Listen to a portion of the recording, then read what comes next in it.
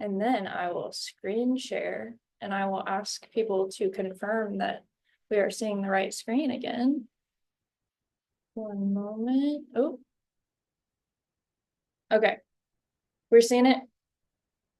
All right. Hello and welcome everyone. Thank you so much for participating in gLOCAL Evaluation Week and choosing to attend this session on institutionalizing youth-centric practices.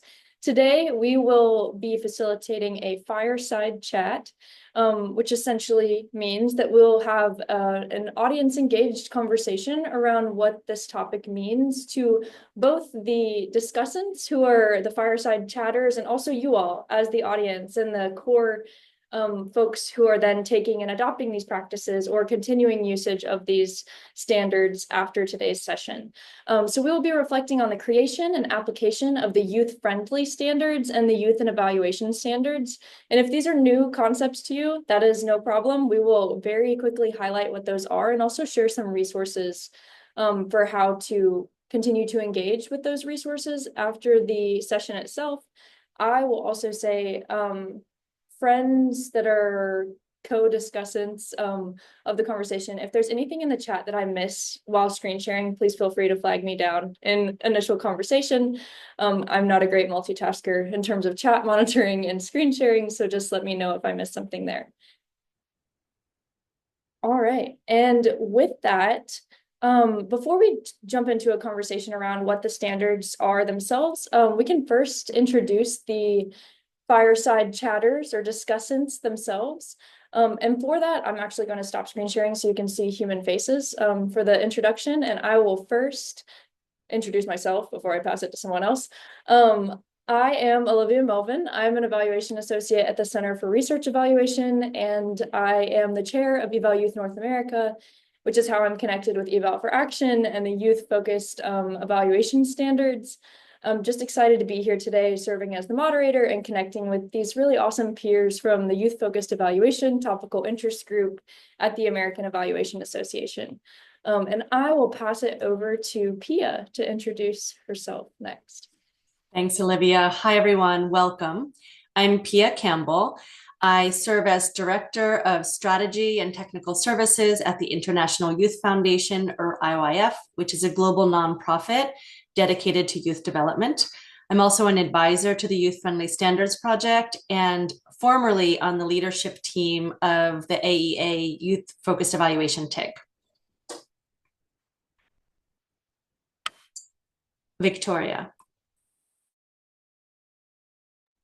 Awesome. Thank you so much. Hi, everyone.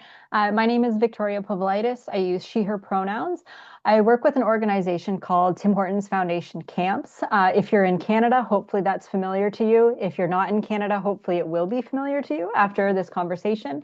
We're an organization that provides a summer camp and now in-school experiences for young people from low-income backgrounds. My role in particular, I'm the Director of Program Innovation and Impact. So that means that I help create the theory and the application of all of our programs, both our in-school and our summer camp programs. And I also work really closely in evaluating the quality of our programs and, of course, evaluating our outcomes and impact and any other kind of innovative ideas and projects that we have. And I'm so pleased to be here and meet you all today. I'm going to pass it over to Hannah. Thanks, Victoria. Hi, everyone. My name is Hannah Howard. I use she, her pronouns, and I am the data manager at Alliance for a Healthier Generation, which is a national nonprofit that focuses on supporting schools and school districts to support students and families to live healthy lives. I am also the communication co-chair for the youth-focused evaluation TIG under the American Evaluation Association, and I'm just really thrilled to be here with some close friends and amazing minds in the field of youth evaluation and research. I will pass it to, did Tom log off? I think we missed Tom. I think Tom's here somewhere. Camera's off, but Tom, if you're there, could you unmute? Yes. Thank you so much. Sorry, my internet's a little spotty right when I need it most, but I'll be quick. Hi, everyone. I'm so honored to be here. My name's Tom Archibald, and I work at Virginia Tech, and I'm a longtime fan of all things youth engagement in evaluation. Thanks.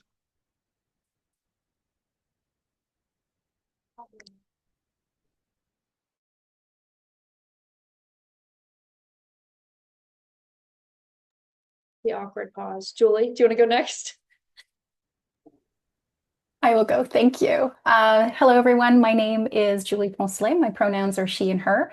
I'm an external evaluation consultant who works in the space of youth engagement, youth empowerment, and youth activism, as well as lots of work in education and with families.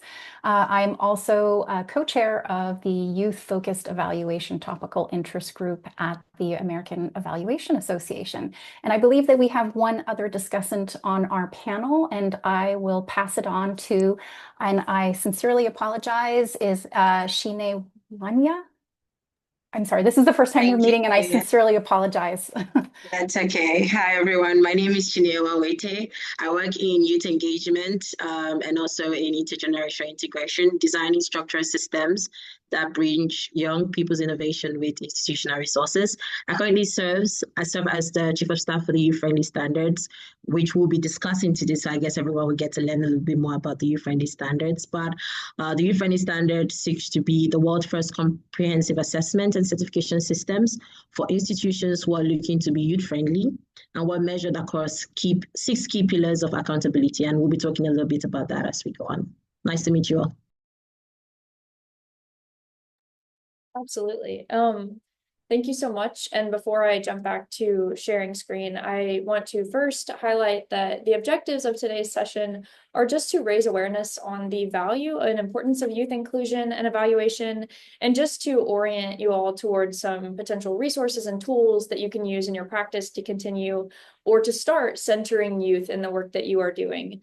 Whether that be an evaluation or programming or anything tangential or adjacent to those things, just continuing the conversation of the importance of youth inclusion at all levels, in all spaces, and at all times. And with that, I think I am now passing it over to Pia and Julie to do a little bit of front-end framing on why youth inclusion and evaluation is important. And whichever one of you is taking that away first, I welcome that at this time.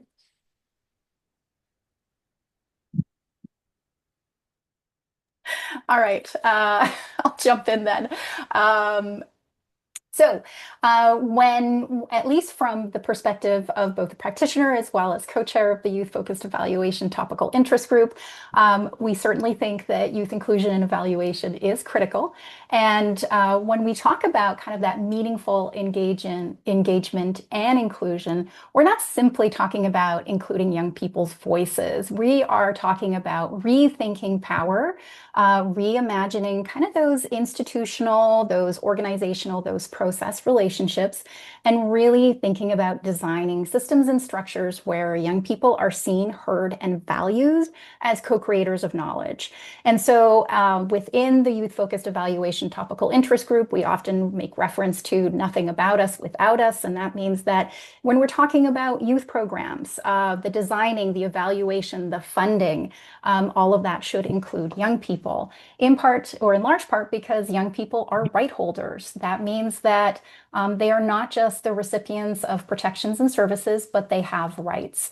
And those rights are outlined in, for instance, the Convention on the Rights of the Child, which was ratified in 1989 and is the world's most widely ratified human rights treaty.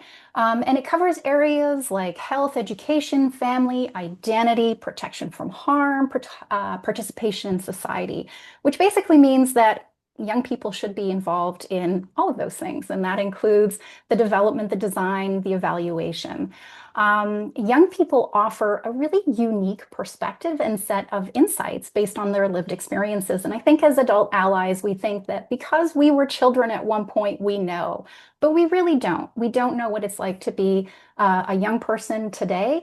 And so it's really important that we integrate those insights throughout the entire evaluation cycle.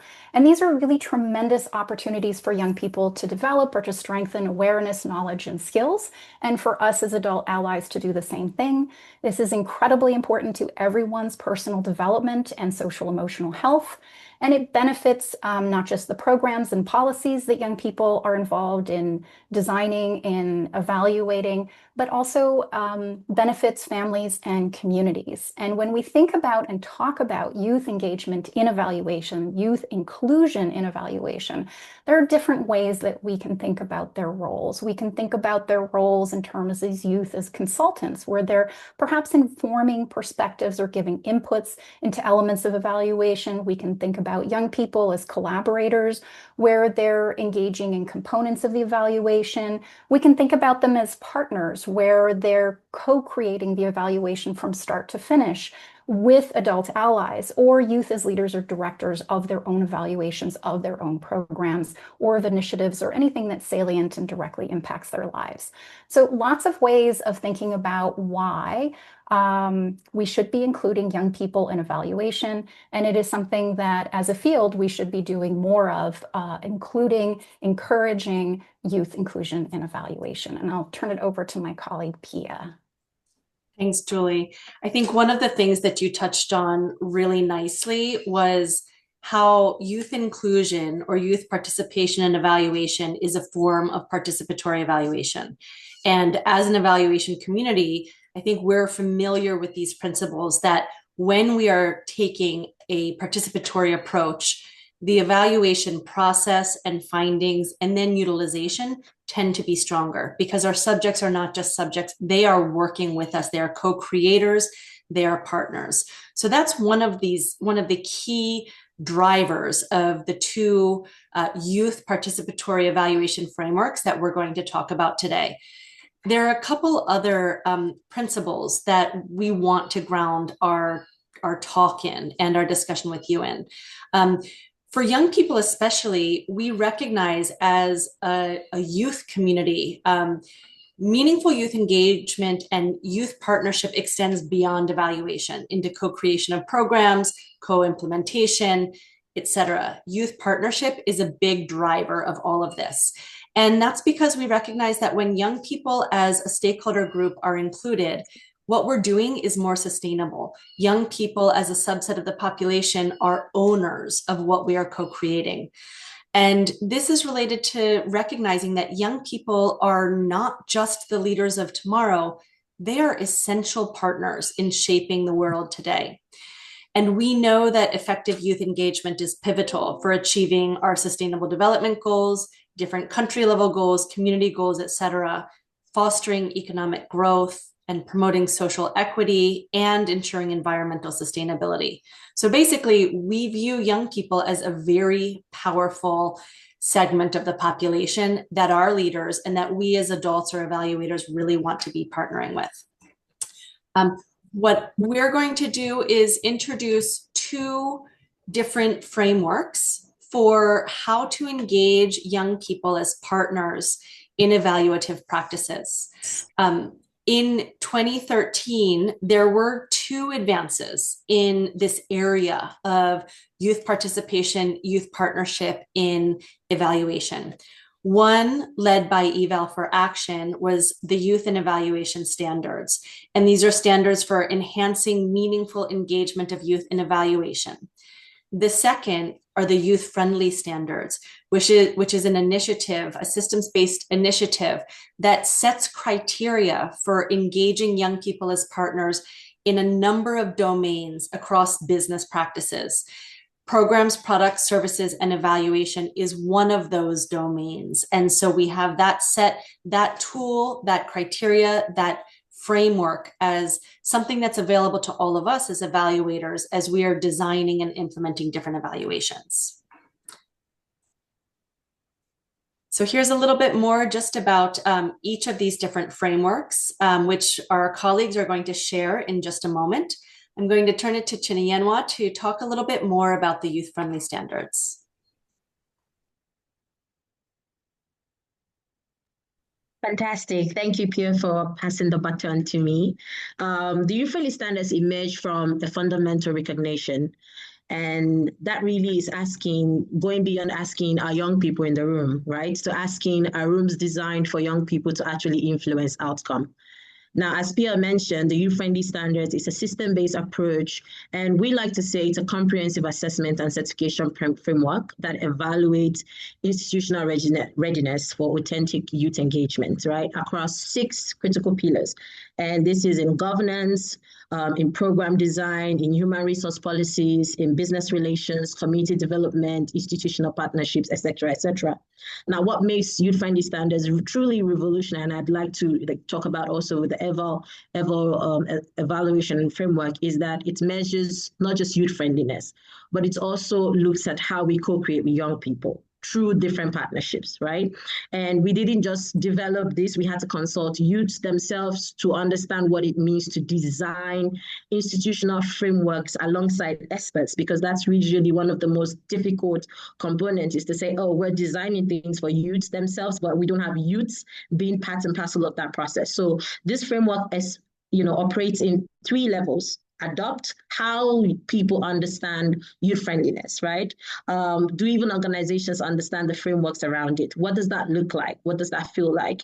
The assessment, now beyond just understanding that, is how they assess, like within the assessment process, is to say, okay, if we're a youth friendly organization, what does that mean in the different levels of our operations, right? Then to transform. Now you know what your pros and cons, where you're effective, where you're ineffective. Now what transformations do we need to put in place? Now, organizations need to understand that what youth-friendly practices look like, how it goes beyond just the tokenistic component of saying, oh, youths are participating, to youths being part of a more strategic process, right? And what I'm most excited to share about this today is that YFS and youth and all of its partners, all these organizations here who are championing youth inclusion, are fundamental to reshaping not just how organizations engage youth, but how evaluation itself can become a tool for justice rather than just for measurement. So I'll pass it back on to you, Pia. Thank you. I think we are turning to Olivia to introduce the youth and evaluation standards. Sure thing. So I will not exaggerate and say that I've been there since inception, but I've been familiar with the standards since they launched publicly at Youth and Evaluation Week in 2023. This comes from a similar source of momentum as the launch of Eval Partners and the Eval Youth chapters, with the guidance and support of the UNFPA Independent Evaluation Office and a lot of the other Eval global parliamentarian groups, and just the concerted effort to hyper-localize evaluation efforts, to broaden the included community voices, and also to address the fact that the world is very largely made up of youth. And so bypassing youth voice is an absolute detriment to any of these processes. That being said, it's one thing to say, go include youth, and it's another to say, here's something to measure how and if you are including youth, and whether that's having a meaningful impact on youth. So with that said, Eval for Action has launched the youth and evaluation standards that are meant to be an internal organizational reflection tool that are revisited at least annually, if not more frequently than that, to assess when, how, and in what ways an organization is including youth in evaluation processes. It is parsed out into 6 different sets of standards by interest groups. That includes academia, governments, private sector, international organizations, voluntary organizations for professional evaluation, which includes Eval Youth chapters, and then youth organizations specifically. This is still iterating year to year, as it's only 2 years old. So any organizations that adopt and start utilizing the assessment framework are welcome to share feedback whenever they submit their assessment of those standards on how this can be improved year to year. But I would strongly encourage that you and or your organization parse through what these standards hold and how that can be relevant for your organization, which bucket might be relevant for your organization, and then play with it from there. The standards are structured around a couple different dimensions around leadership and accountability, practice, advocacy and capacity development, knowledge management and communications, human resources, and financial flows. And now some of those may not feel natural. Like, we're a voluntary organization with Eval Youth North America, and so resources and financial flows feel a little bit of a disconnect when we go through an assessment for something like this, because we have no dollars that inflow or outflow from the organization's work. So there are pieces that will ebb and flow with how you go through these standards assessment, but the core of the standards is helpful to be able to look at how you are currently engaging youth in processes and to identify those paths for continued iteration and development in the future. So that is my 5-second spiel on the youth and evaluation standards before we move into further conversation. Was there anything else that the youth-friendly standards folks wanted to add on this, or that any of the other discussants wanted to add to contextualize the youth and evaluation standards that I just spoke to?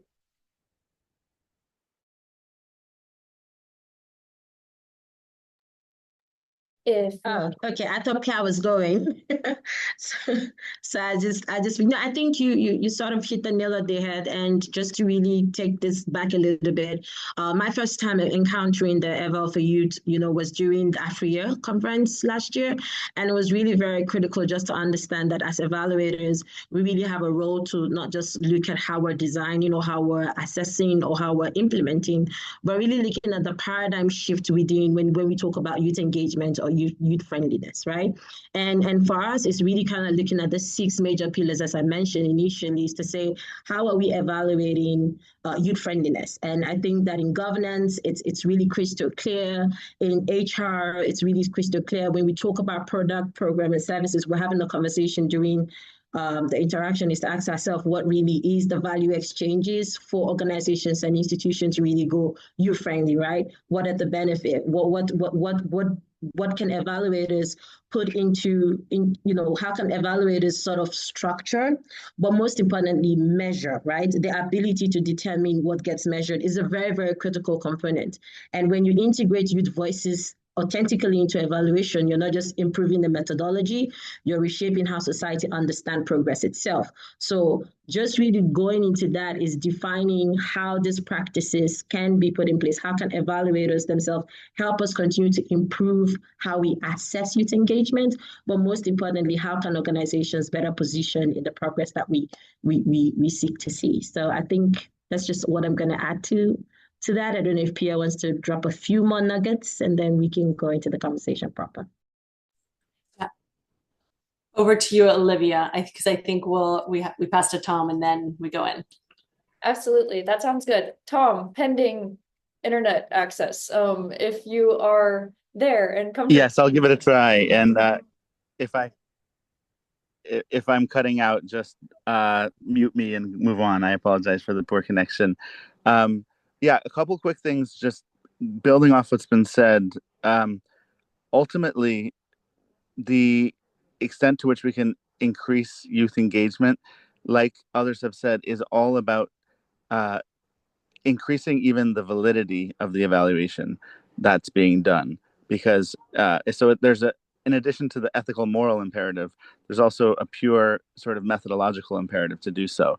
And then something else that we've been thinking a lot about as we were preparing for this fireside chat is even the notion of standardization. You see the word standards in both entities, and but I think as you look closely at both of these, and folks who have been doing evaluation for a long time have probably come across lots and lots of other standards, and in some cases they can be a bit constricting and rigid. But I think you'll find with both of these sets of standards that they operate largely in terms of principles. If you've looked at some of Michael Quinn Patton's work on principles focused evaluation, so principles serve as guideposts and as references without necessarily constricting or confining the work of organizations and practitioners. So we're really of the mind that these standards function as principles, and in thus doing are actually quite adaptable to different contexts. And so what we're really excited about, a few of us got together at AFRIA last year, and now through this fireside chat, we're really eager to try to understand how the two sets of standards or principles interlock and interweave, and how an organization who's using one or the other or both can kind of sort of inform a broader conversation about youth engagement and evaluation and youth engagement in community change work more broadly. So yeah, we're so glad to have you all here, and I'll pass it back over to my colleagues for next steps. Thanks. Awesome. With that, I think we are ready to move into some warm-up questions, and I will stop sharing screen so we can see faces again during this portion. But just wanting to open up with a broad question around the biggest success that our discussants have faced in working with youth broadly. And also opening it up for attendees to drop in the chat if you've had a success in working with youth that you want to share with the group as well. Do any of our discussants want to be called on for this warm-up question? Please feel free to virtually or in real life raise your hand.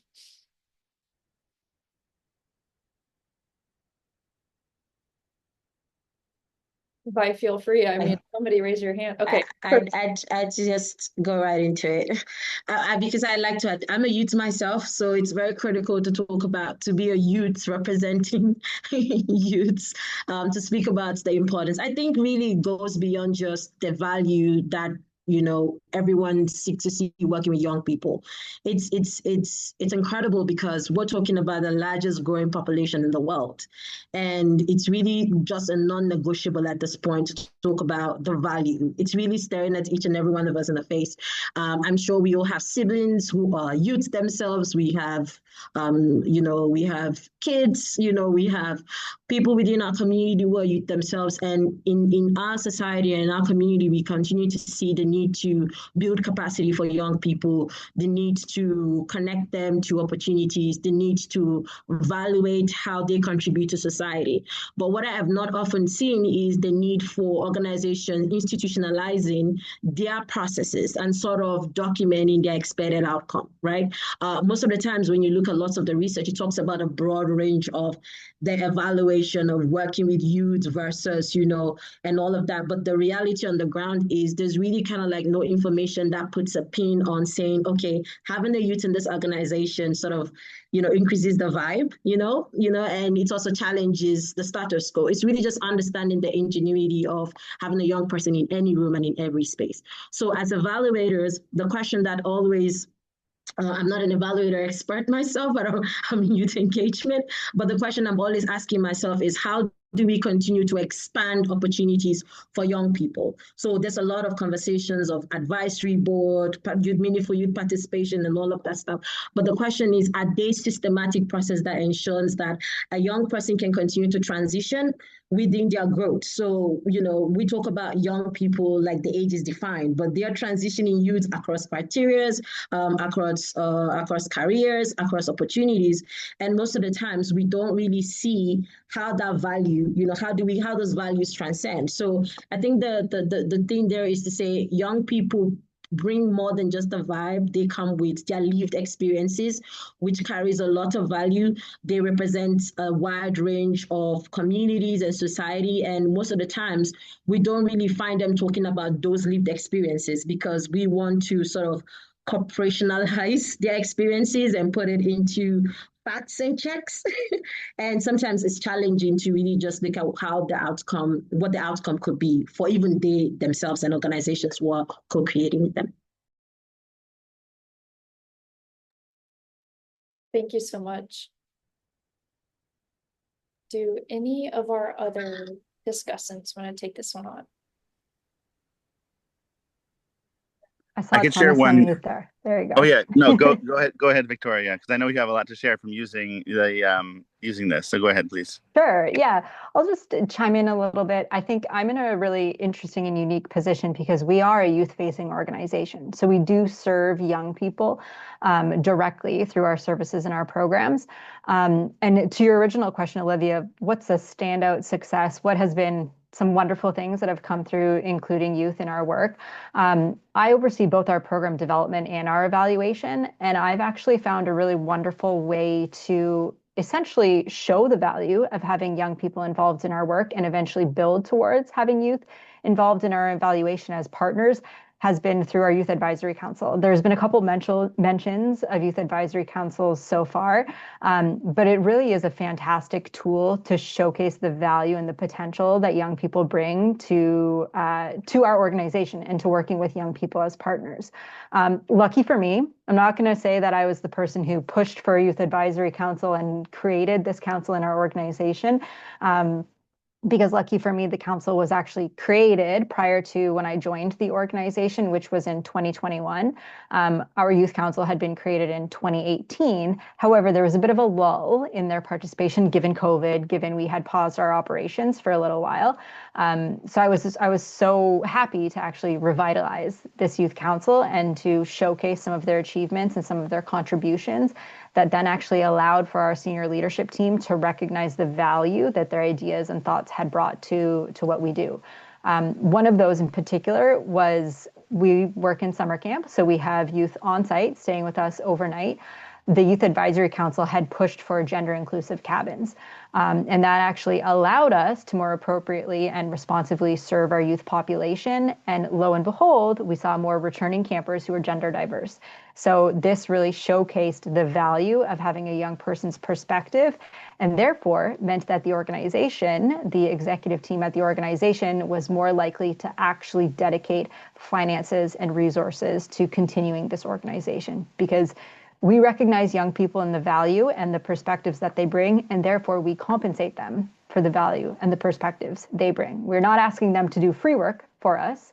We are actually providing them an incredible opportunity while also essentially learning from them, and that should be compensated. So at the end of the day, how do you showcase the value of young people's perspectives to your most senior leadership team so that they will dedicate the budget and the resource to continuing to compensate those young people? And since then, we've had them contribute in many different ways, evaluation related ways and also non-evaluation related ways. They've worked with HR to share more about where to post our jobs when we're looking to employ young people. We need to know from young people where to post so that the people we want are actually viewing those job posts. We've worked with them to create chill zones at camp. So if young people are overstimulated and they need a bit of a break, our Youth Advisory Council suggested having a chill zone, hammocks or beanbag chairs with headphones, noise canceling headphones with fidget toys, et cetera.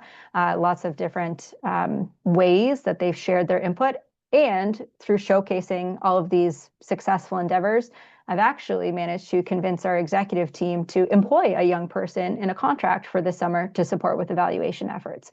So building upon our small wins actually allows us to have greater wins overall. Thank you so much. Tom, are you ready to share?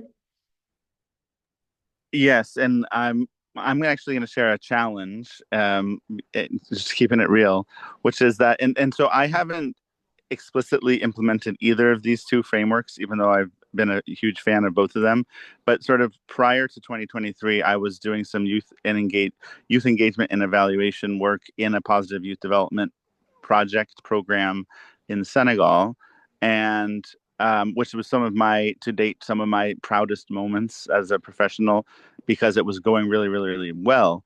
And so just the flip side, because what we were doing, we're actually having young people innovate their own evaluation methodologies and approaches, and it was working. They were doing it, and they were this is sort of then dovetailing into the larger conversation, or a different conversation, I think an overlapping Venn diagram conversation about decolonizing evaluation and transforming evaluation. A lot of the other sessions going on in the gLOCAL week are on that topic as well, especially many great conversations coming out of Europe and coming out of Africa around Made in Africa evaluation in that perspective. So we were really, really, really doing it.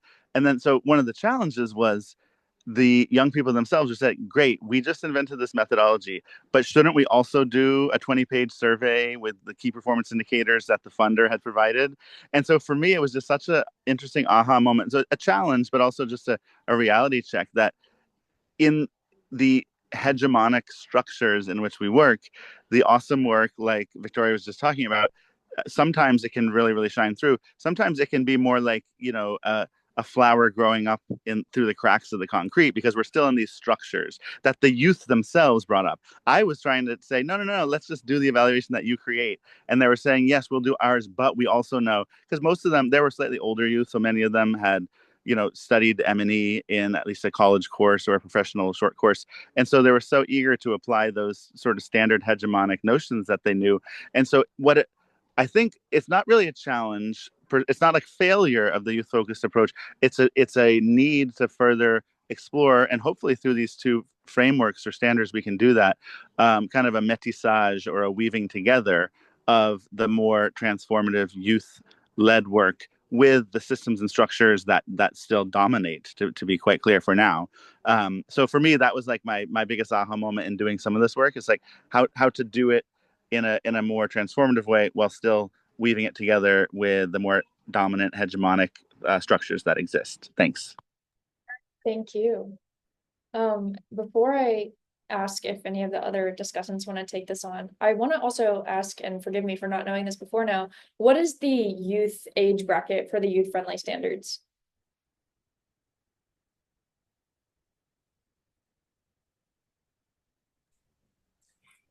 Oh, okay. So the youth age bracket is, I think, 14. We're using the generational limited UN standard, I think, is to 35, right, Okay. Pia? Yeah. Yeah. So I Yeah. think 15 to 5. Yeah. Yeah. And I will add, kind of underscoring Tom's point earlier around the standards and frameworks that we're referring to today, as really thinking of them as guideposts and principles and tools to help educate institutions and other stakeholders outside of an NGO or development ecosystem around the value of youth partnership, but also how do you do it? And I think a big thing that comes up in youth inclusion, and especially for youth inclusion and evaluation, is that concept of tokenism, right? Of saying, yes, we have a young person who's helping collect data or distribute surveys, and therefore we have real partnership with young people in this whole evaluative process. But we know that that is not enough. That's not bringing the true value of partnership with young people.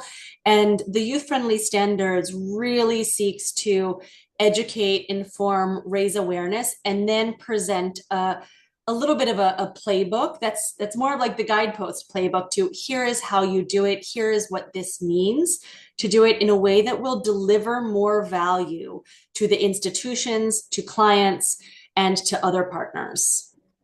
So that's a long way of getting to your point, Olivia. What is the age group? I think in general, and when we think of youth, it's that sort of 15 to 34, 35. But we also really value that ages and stages approach, right? Where in different cultures and different country contexts, youth is a phase of life. It's a developmental period, and it's not restricted necessarily by an exact age. And I think that's the bigger point that we want to be keeping in mind as we partner with young people in evaluation. I think it's interesting that you mentioned that, because the same for the youth and evaluation standards, the bracket is 35, and I'm a 26-year-old who has a hard time considering myself to be a youth in many cases.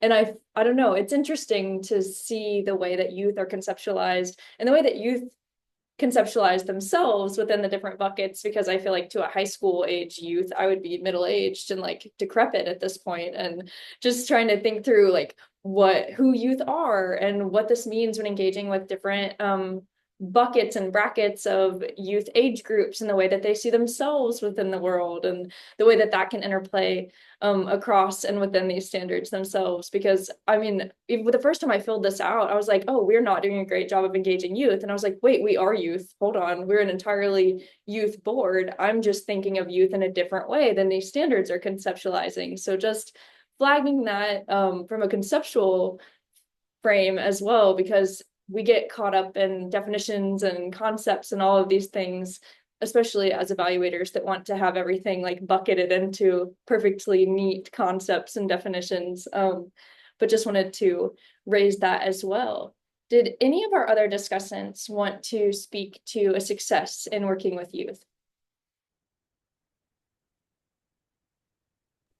Olivia, I would just like to speak briefly.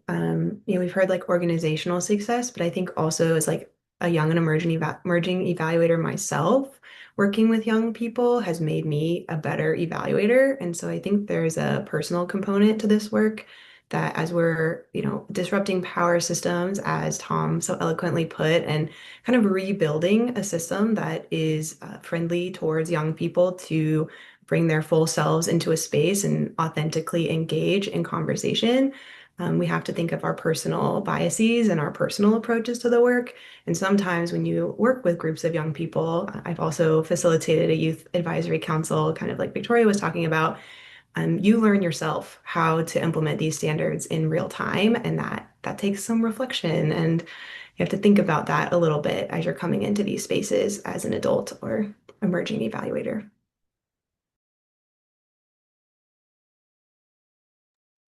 Thank you so much, Hannah. With that, I will move us into the next question. Do any of our discussants want to share the biggest challenge that they have faced in including youth in this work? Julie is smiling way too broadly to not be the first to respond to this question. I'm just going to put that out there. Sorry. All right. I deserve that for smirking.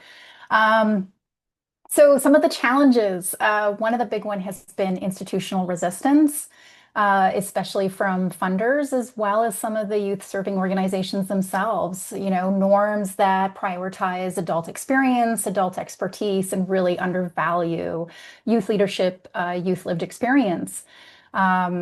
And connected to that institutional resistance are the resources necessary to do this work. So if we are truly to do this work, not just in an equitable and ethical way, we need to recognize young people's contributions, their time, their capital, everything, which means that we're compensating young people in a way that is culturally and contextually appropriate. We are reimbursing young people for all of the expenses to be able to engage in this work. We're making sure that young people have the wraparound services. And then that we've had many conversations, some of us on this group, or what does that look like from an institutional perspective? What does that look like when you're like me, an independent consultant, and you're trying to integrate young people as lived expert consultants or as young and emerging evaluators in projects? And as we talked about, there's always the risk of tokenizing, of sliding into talking about, yes, we're involving young people and look at all these young people who are involved. And it's like the photo shoot and it's just this very superficial conversation about youth engagement, youth inclusion. There's really no shift in power dynamics. And ultimately that serves to undermine these standards, these principles, and these frameworks. And I would say that one of the biggest another big challenge that is connected to like the resource and resource as a time is that this requires time, and time because a lot of adults need to be trained on how to do this work in a power sharing way, in a way that is not harmful to young people and training young people and adults together in terms of evaluation methods. All of that takes time. And then sometimes you need to pause because something will come up as you're gathering information or as you're building together, and you need to make sense of that. You need to go back, you need to revisit. So it takes time, it takes resources. And then one of the other challenges that's connected to all of this is that you're navigating ethics at the end of the day. We're constantly navigating like the ethics of safeguarding young people's well-being and ensuring that they are fully informed about what's happening. So if we are hiring young people in a certain capacity, at least in the US, what does that mean to their access to certain social programs, for instance? What does that mean to their families' access to social programs? So it's making sure that everybody, all the value holders who are part of this kind of youth-centered youth inclusion community are fully aware of how to safeguard the well-being of young people and making sure that people are fully informed throughout the process from start to finish. So those are some of the challenges, like off the top of my head, that's what I was kind of smirking at. I shouldn't laugh. It's not funny, but that's what I was thinking. Victoria? I was going to build upon so many things you said, Julie. I loved everything that you shared. And in particular, I've seen many of those challenges in my work as well, and engaging young people in our work in Tim Hortons. So if folks are familiar with Tim Hortons, it is a large corporation in Canada. It's our largest sort of cafe and bake shop. Coffee and donuts is how I sometimes refer to it, but don't tell the corporate folks I said that. And given that we do have that relationship with corporate, it can be very difficult to help folks understand what it means to engage with young people. I have experience working in youth programs, working directly with young people, ages really 6 to 16-ish. And in our youth engagement work, we're really looking at not only, of course, engaging young people in our programs, but in our evaluation and our feedback processes, we're looking at ages 16 to 24. And in particular, we work with young people from low-income backgrounds. This is painting with a broad brush, so by no means am I saying every single person, but many of the folks that work at more of that corporate setting do not have a shared background with the young people that we serve, a shared lived experience. And so when I'm connecting with someone from corporate or from communications, from our fund development team, and they want to get the youth perspective, they're so eager to get young people involved in the work. And they say, I'd love to, set up a meeting with them Tuesday at 10 a.m. And I go, well, they're in school. Tuesday at 10 a.m. is not going to work. Our youth council meetings are actually Sunday evenings from 6 to 7:30 p.m. And they go, oh, that won't work for my schedule. Well, if you truly want to engage with young people in ways that are responsive and supportive of them, you're going to have to modify your own practices, and you're going to have to look a little bit outside your own box and your own blinders. These are some ways that you can appropriately interact and engage with young people. These are some words you can say. These are some words that you can't say. These are some conversations to have. These are some ways to engage with them that will feel, somewhat approachable for them and doesn't actually further the gap between youth, young evaluators, and the corporate world or the big, bad, scary adult world. So really, for me in particular, it's been a lot of how do I bridge these two worlds for people and ensure that young people are being engaged with in a safe and supportive manner, and that it's actually furthering some of our work as well. I would like to add to that because I think the point you're making, Victoria, around how do adults change their behaviors and their practices has been one of the biggest challenges that we have had as well. And this is because there are institutional practices and expectations and norms around how do we do evaluation? What does it cost? What resources are required in terms of number of staff, the skills staff have, making adjustments to our institutional practices, guidelines, processes, systems, et cetera. It is a big investment. And I think that one of the things that's really nice about both of these frameworks is that it recognizes the investment, and it also, they each have sections around what has to happen in terms of awareness, behavior change, resourcing, partnering with young people in the realm of evaluation. And it's really nice to bring in these third-party expert created tools to show to leadership or colleagues around here is what this requires. And on the other side of that, it's also really critical to talk about here is what we get out of this investment, right? We know we're investing in evaluation for a purpose, but what if it delivers more value? It reveals more information. It shows truer data because we're doing it in a way that's much more authentic, much closer to its true purpose. And that's where I think it's really challenging to be able to say, we're looking for an increase in investment and a huge increase on the return on the investment that we would have had in the first place. And being able to really communicate that and think through the logic, I think is, it's a hard thing to do, but it's a challenge, but it's also something that will help organizations take a big step forward. Yeah, I think you have just beautifully segued us into another question that we want the discussants to address today in raising some of these things about belief in the value of something and being bought into it.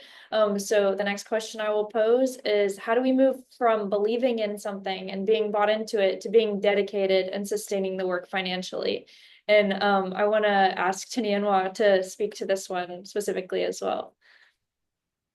Thank you for asking that question. I think transformation from belief to investment happens when we reframe youth engagement from cost to competitive advantage, right? And in my work across sectors, I've observed that organizations investing in authentic youth-centered evaluation gain three critical advantage. First is predictive accuracy. Young people identify emerging trends that traditional indicators miss. And we're in an AI-driven world now.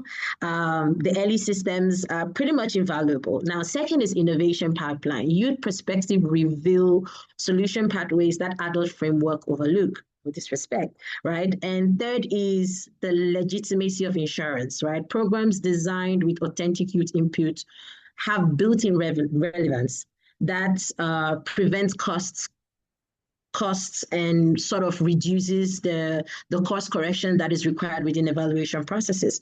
But there's a bigger value exchange, right? And when we create intergenerational evaluation partnerships, I keep saying this is because we find a lot of organizations investing in partnerships, youth, and work, but we don't see them actively involved in that process. It's like a system that is designed and we have to follow, but when it comes to how it reflects on their very value, we don't see that. So we're not just improving current programs, we're building evaluation capacities for the future. And that's what all evaluators here, everyone here needs to take home, that every young person who participates in authentic evaluation becomes a future evaluator, right? So they know exactly what to look out for. They understand the rigorous, the relevance. We are currently working with a community of champions at YFS to develop our youth engagement strategy internally. And it's been very difficult because even they themselves don't even know exactly what to look out for. And you have questions around their participation. Then you have questions around organizations missing the fact that they need to be a systemic change within how the organization operates itself to even incorporate youth engagement, right? So you can say, oh, because we have a thriving advisory board, or maybe we have a youth council, we have a community of champions, then it doesn't take into consideration how do they even function in these boards, right? How does their value transcend? And you have to remember that tomorrow they will be on the leadership board, like not on the youth board. So we need to engage them like equal partners who are going to, for lack of a better word, take own spaces. And that really comes from creating a system where their voices actually influence outcomes. So I think that's really kind of like the thought process that needs to go into buying into something that is dedicated into it, because financially is a no-brainer.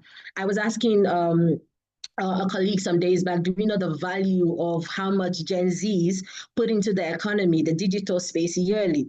And people are like, don't say it, don't say it, don't say it. But you have countries capitalizing on that. Recently, Brazil had one of the biggest concerts and brought Lady Gaga to come perform for free.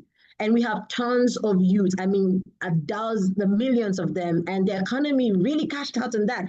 But nobody want to talk about that, actually, and those values. So it's very critical to just understand that if we invest in the systems, in the structures across board, there is no loss. One way or the other, we eventually profit. But we can only profit if we have the innovation and the accuracy required to put things in place. Thank you so much. Do any of our other discussants want to take this question on as well? Well, I feel like that was a mic drop. I mean, right. But I guess to provide maybe like a practical practitioner lens to this, so in my work with young people, previously I was working with some program delivery folks, and we did a youth focus group, and the youth had a completely different vision for the program than was originally conceptualized by the program delivery staff. And I remember after the focus group, the staff were just sitting in this amazement of where their program could go and how invested the youth were in that program and in seeing it through and seeing it grow. So to your point, I think when we involve young people, they are invested and there is an immediate value add, but also a long-term value add that those programs or whatever they're investing in can grow and compound over time. So I definitely think that happens in a program lens. I know, Victoria, you work in youth programming as well, so I'm sure you've seen that indirectly in day to day, but then speaking to the value add organizationally, it's also there. I think so. We are a nonprofit, and all of our programs, all of our services are provided to young people at zero cost. So our overnight camp is a multi-year program, and we fly kids from across the country, which has its risks involved for sure. We fly kids across the country, bus routes, all of that. We cover all of their expenses for camp. How I get essentially our board of directors, how I get our executive team to buy into this is that by including youth voice and learning directly from young people, it actually is preventing loss of funds. So it's more of a preventative tactic for us to more efficiently use our finances to appropriately serve young people. A very real example, we've started to look at some of our numbers and some of our experiences of our participants who don't return year after year. So everyone, for the most part, is invited to return for the next summer.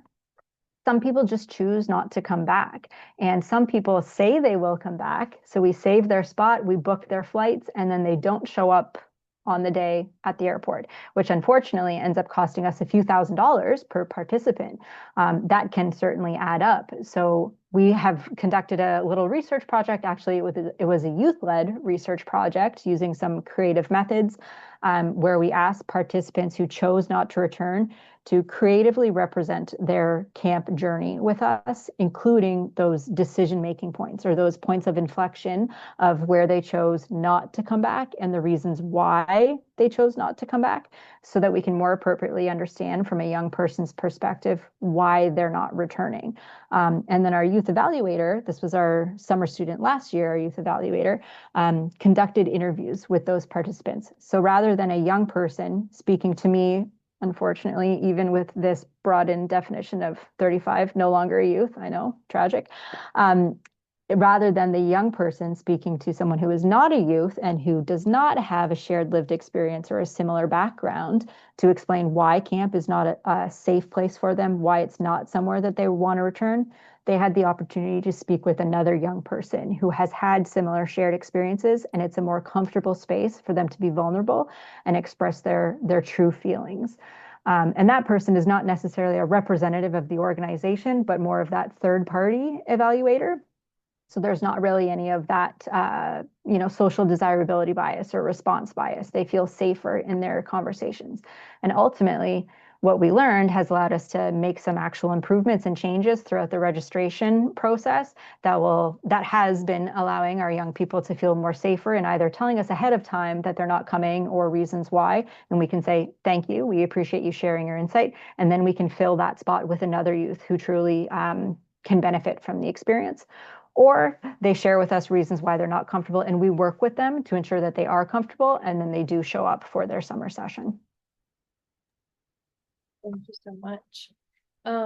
Wanting to take that response and jump off from that point as well.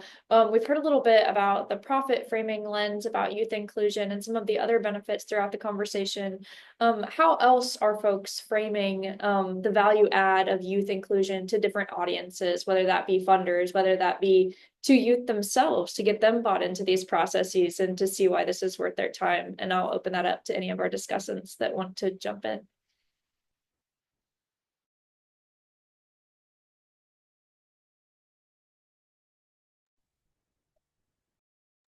I can bite. So how can we frame this for different stakeholders? One of the critical things here is really kind of like trying to understand what needs to be true for the different stakeholders, youth themselves, organizations, etc. Youth-centered evaluation is a due diligence for the future, right? And we need to understand from an organizational context, and I'm speaking to funders and those who are part of organizations who provide funds for organizations that support young people. It's quality assurance that prevents expensive pivots, right? So we need to be able to communicate that value exchange for them and so that they can understand it. For policymaker, it is constituency validation that ensures political sustainability. So it's really understanding the words that really helps them understand clearly. But the most powerful frame is transformational, right? This is how we ensure that the development work actually develops, right? We're not saying we're developing, it actually develops. And that's the beautiful thing about the youth-friendly standards is we've put ourselves in a position to pilot this standards with organizations. Some of the biggest organizations face their biggest fear just by being assessed and really kind of like looking at their feedback or the recommendations for what is required. They cannot even believe it themselves. So when evaluation includes authentic youth perspective, we're not just measuring the programs, right? We're not just measuring the activities. We're measuring whether we're building a world that young people will inherit or imposing a world that we will leave behind. Because it's a very critical conversation. It is not just about how the young people perceive, it's also about how the different stakeholders understand the roles of young people, and if they are willing to develop a systemic process that enables us really evaluate at the end of the day to say this is very clear. And I say this because when we talk about evaluation, most of the times, even in program design, that comes at the later end, right? So you have people who've already designed the program, determine how they're going to work with young people, talk about all the drives, all the exciting engagements, and then evaluation like at the end. And then you're asking yourself, if evaluation is coming at the latter end, how do we determine that this program really fits the objective, right? Really meets the young people.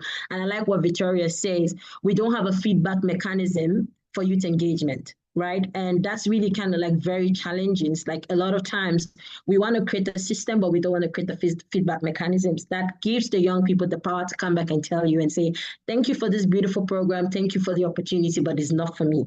Right. And also like that generalization of every opportunity that has youth labeled on is youth friendly. You know, it's really very challenging. And I saw something very interesting. Piers sent some time ago. It's like a hierarchy of like how you engage youth, and then you have manipulation, tokenistic, you know, it goes in that hierarchy to even looking at youth engagement and stuff. So how do we ensure that systems or programs or activities or even standards really, really, really, really encourages young people to be their best selves and to really contribute meaningfully? I think that's like the ultimate goal. And if they are the best self and they can communicate meaningfully, the different stakeholders would rightfully see the outcome right there within it, whether for the funders, whether for stakeholders, whether for organizations, it will be right there. And that way, it becomes self-sufficient because other organizations will want to invest in research, want to invest in evaluation systems, assessment programs that really propagates that. Because these youth themselves become not just instrument, but they become a human library of information, of resources that can get to other young people themselves. So I think that is really critical that those reframing comes from youth themselves, but also from organizations who really understand what needs to be true for a young person's reality in today's world. Thank you so much for sharing that. Everything you've said, I need like on a mug in my house. I just appreciate all of it. Tom, take it away. Real quick, I touched on one other way of potentially sort of framing the value proposition to different interest holders earlier, and I just want to revisit it now, which is validity. But I think this is been touched on in terms of, I think it was this notion of creating a program, and then when you get it in front of young people, they say either this is not the program we want or need, or this is not the program that we understand it to be. That was an early experience I had many years ago in using collaboratively created theory of change models with program participants, in this case youth, to then step back and question some of the fundamental assumptions about the program. And this was a program, a youth character building program in Scotland that was being evaluated by my colleague and friend Jennifer Urban at Montclair State University. And the youth, when they in this case, actually, the program implementers had made the theory of change model, but they had the presence of mind to at least, it's a little bit lower on that hierarchy, that Roger Hart's ladder of youth participation, but there were at least youth in the room doing a kind of gallery walk of the theory of change models. And they said, this whole section of the program, I don't recognize. These things do not lead to these things for us. And the program implementer said, wow, so why are we even doing that? And they actually made the decision to drastically change the program. So for them, ultimately, it probably does come back to a money decision, because why would they be investing in that arm of the program if the youth themselves said this does not in any way, shape, or form connect to these outcomes that you said it was purported to? But that's another form of validity of any evaluation. And in this case, the sort of program planning evaluation nexus. And validity can be a powerful argument sometimes, or at least framing device, when you're talking to others in the sort of research and evaluation community, because validity is so paramount for those who would, sometimes if you might have others involved who say, oh, this has to be evidence informed or evidence based. We often find that in the youth space. Evidence-based programs, evidence-based practices. Well, whose evidence? And and evidence of what for what? So sometimes if someone says, well, this program was based on a randomized controlled trial, so we know it's purported to lead to these, outcomes, reducing some sort of behavior amongst the youth. But then you say, okay, if you care so much about evidence, let's get the youth in the room, have them ask questions, find data, and then ultimately, if you lay two sort of claims on the table, and one was from the RCT conducted 20 years ago, the randomized controlled trial, and the other was from this innovative youth-driven method, even like the most positivist, like sort of university, and I can say this because I work at a university derived research will say, wait a second, if I care about validity, I've got to stop and listen to these youth, because like, what is validity other than the approximation of truth and the underlying phenomenon? So in addition to the money and all the moral ethical reasons, validity is another framing device I think we can emphasize with some audiences as to why this stuff's so important. Thanks. Thank you so much for that, Tom. And I have one question remaining. I'm going to put it in the chat for the audience to reply to as well. But if any of our discussants want to take this one on, I want to make sure we hold some time for question and answer time with the audience as well. So the question is, what is needed to either initiate and or sustain this work? It is also in the chat and has now been verbalized. Sorry, I'm not a multitasker. Olivia, it's okay. I might hop in here. So just a little bit of context. Victoria and I attended the American Evaluation Association conference last year, and we happened to be at a session together that Olivia was presenting at. And we just started a conversation around authentic youth engagement and evaluation. And so I think to answer this question, one of the things that's needed to sustain this work is it doesn't always have to be convincing people. Maybe start with your friends and your peers in this work and just have a conversation about it. Because since then, as Victoria has stated, she's been able to hire a young person this summer, found funding that will then continue building on this work. Victoria, I don't know if you want to talk a little bit about that too, but it really just started with a conversation. Sure. And I think with that conversation, there were champions, right? Hannah, you've been a champion in the organizations that you've worked at as someone who really values youth perspectives and wants to bring them to any work that you do. And I consider myself to be a champion of this work in my own organization. Luckily, I'm a champion who has access to a budget. And so I can put small amounts in my annual budget to dedicate towards this work. I spoke earlier in the call about our Youth Advisory Council that had been established ahead of time, and they had been doing virtual meetings. And I said, you know what? I'm going to put some money in my budget to convene this group in person.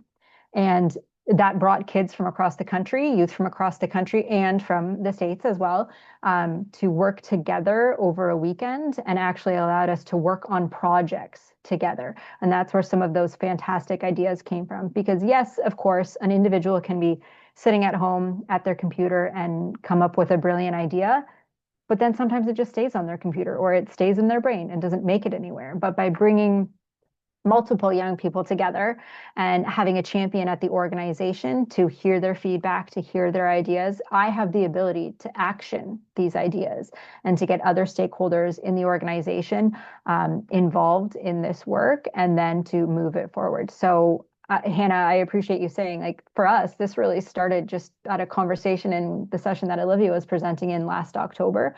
And since then, there have been some practices kind of operating behind the scenes, but I've really leaned into it much more and was able to incorporate that in my budget and continue to champion that at my own organization. It really, truly is hard if you do not have a champion at your organization. So I encourage you all to be that champion and to find other friends in this space, because collectively we can really work together to make change happen. What session was this? I don't know if I've heard this story before. A panel of some sort? With Encompass and like Safiato and that. It's interesting you say that, because that was my first time presenting as a young and emerging evaluator in a space that large, and I got a lot of criticism afterwards for not being a content expert and being a 45-year-old male in the field for many years. So just being cognizant of young people in these spaces and the power dynamics that come with that. I'm glad it was that session, because that was a very hard session for me to walk away from that day. And I'm glad something positive came from that, because even in our professional spaces, there is still harm that can be done for young people entering those spaces. And I don't mean to throw a little bit of gloom on that, but that was a hard conference for me overall, because that was the first time I was in that space speaking and also representing other young people. So just wanted to hear about that as well. Julie, I see you're ready for something there. No, I was just horrified with what you just. I as someone who is associated with AEA, I'm just horrified that this happened, and I want to follow up and find out what happened exactly. I had no idea, and I hope it wasn't. Anyways, I'll follow up with you offline. I want to sincerely apologize that that is an experience that you had. And this is the challenge that we have with adult spaces and conferences, and why people are like, why aren't you bringing more young people? Well, because even our young and emerging evaluators, who are evaluation experts, are not treated safely and with respect and with dignity. So it is very challenging to then bring an adolescent into the space and have them be treated with respect and dignity. So sorry that. I appreciate it. It fuels the fire. Glad it was me and not a young person. We'll solve these problems before we bring young people into these spaces. Well, I hope. Yeah, I want to ask if anybody else any other discussants want to speak to this question, and then we will move into some audience Q&A. Tiniamwa, go for it. Yeah, I was just thinking, just listening to what you said, I'd say that first is conceptual courage.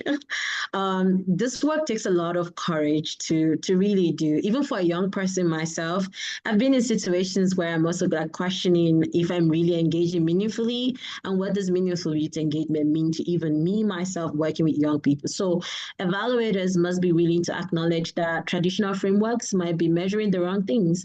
And this isn't about lowering standards. It's about expanding them to capture dimensions of change that youth experiences that adults miss. And just like what Olivia talked about. Secondly is structural flexibility. Evaluation system must be designed from a co-creation perspective. I keep saying, if you really want to do anything with a young person, consultation doesn't just work. Co-creation really is the key. And it means building methodologies that can adapt based on youth insights rather than forcing youth perspective into a predetermined framework. I think that's a very critical part. And third and final thing is what I call wisdom integration, creating systems where traditional evaluation expertise and youth lived experiences inform each other. These are very critical components. The goal isn't about replacing an evaluator's knowledge or who has the best framework or how things can work, but it's to create hybrid approaches that honor both analytical, rigorous processes and just basic lived realities of young people who are stepping out of the boxes every single day with anxiety as high as anything and a lot of imposter syndromes right on their shoulders, and still have to dare themselves to create a space that's inclusive for all the young people.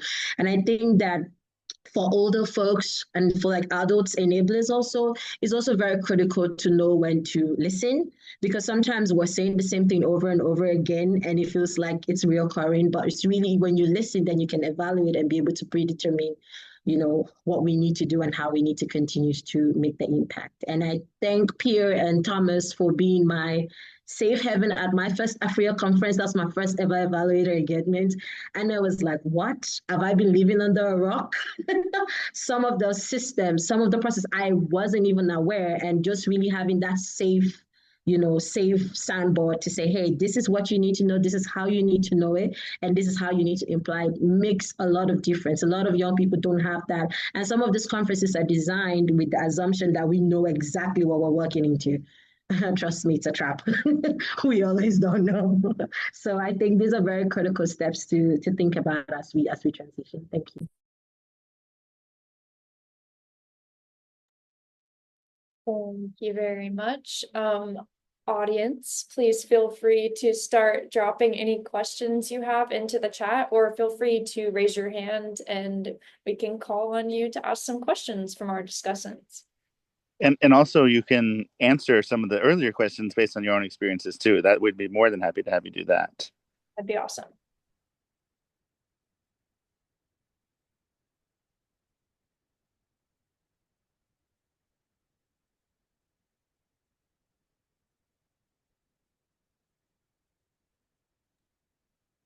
Hi, everybody. Mark Fernandez. So one of the challenges that I'm having with this conversation, and it's not necessarily about evaluation, it's the question of